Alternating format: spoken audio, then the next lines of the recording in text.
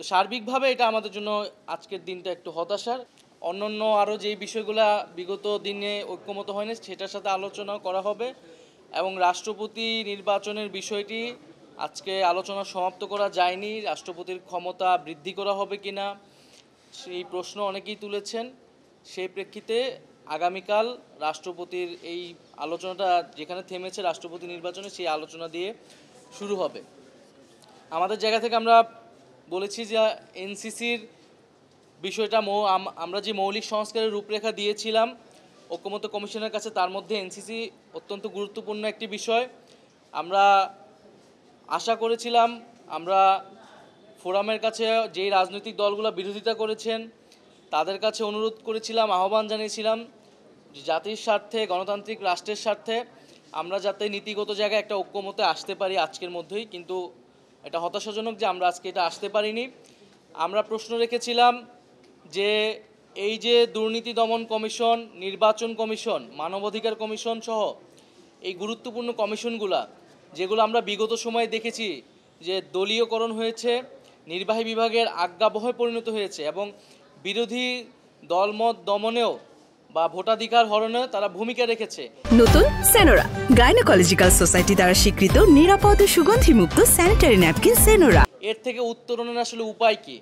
একটা অপশন যেটা সংস্কার কমিশন প্রস্তাবনা করেছে যে একটা এনসিসি অথবা অল পার্টি কাউন্সিল বা একটা আপনার কাউন্সিল লাগবে যেখানে নিরপেক্ষভাবে ঐক্যমতের ভিত্তিতে, আস্থার ভিত্তিতে আমরা নিয়োগগুলো করতে পারবো।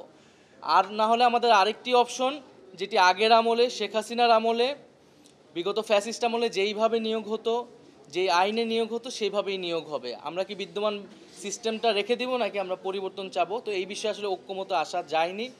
আমরা স্মরণ করিয়ে দেওয়ার চেষ্টা করেছি যে বিভিন্ন রাজনৈতিক দল, বিরোধী রাজনৈতিক দল আগের আমলে, শেখ হাসিনার আমলেই কিন্তু এই নির্বাচন কমিশনের আইন বলেন, দুর্নীতি দমন কমিশন বলেন, সেগুলো নিয়ে কিন্তু তারা ব্যাপক বিরোধিতা করেছিল, এই আইনগুলো নিয়ে প্রশ্ন তুলেছিল এবং ভবিষ্যতে তারা ক্ষমতায় গেলে সংস্কারের প্রস্তাবনা, তাদের সংস্কার প্রস্তাবনায় বা তাদের কমিটমেন্টের কথা বলেছিল যে এই প্রতিষ্ঠানগুলো পুনর্গঠনের জন্য তারা কাজ করবেন।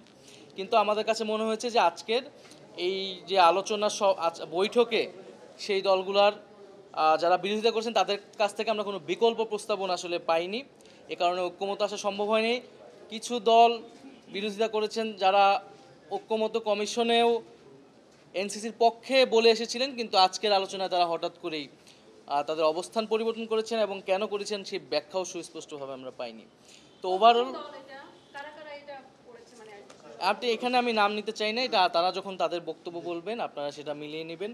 তো সার্বিকভাবে এটা আমাদের জন্য আজকের দিনটা একটু হতাশার, কারণ আমরা আজকে আশা করেছিলাম যে এনসিসি বিষয়ে অ্যাটলিস্ট নীতিগত একটা ঐক্যমতে আমরা আসতে পারবো, যে এই ধরনের এই যে সাংবিধানিক প্রতিষ্ঠানগুলো সেখানে ঐক্যমতের ভিত্তিতে, নিরপেক্ষ বা আস্থার ভিত্তিতে নিয়োগটা হবে, একদলীয়ভাবে আগের মতোভাবে প্রধানমন্ত্রীর ইচ্ছা অনুসারে নিয়োগ হবে না। আমরা বলেছিলাম যে ফরমেশন পরিবর্তন হতে পারে, নাম পরিবর্তন হতে পারে, সেক্ষেত্রে আমরা অ্যাকোমোডেটিং আছি, আমরা আমাদের প্রস্তাবনা আমরা পুনর্বিবেচনা করব। আর যারা বিরোধিতা করছেন তারা যাতে অবশ্যই একটা বিকল্প প্রস্তাবনা দেয়, না হলে আমরা আসলে এই যে গণ অভ্যুত্থান সংস্কার প্রস্তাবনা সেইগুলো ব্যর্থ হবে। কারণ আমরা আগের একটা সিস্টেম যেটা খুবই গুরুত্বপূর্ণ, এই রাষ্ট্রীয় প্রতিষ্ঠানগুলো সেগুলো আগের নিয়মে চলবে, এই ধরনের শঙ্কা সংশয় আসলে তৈরি হয়েছে আজকের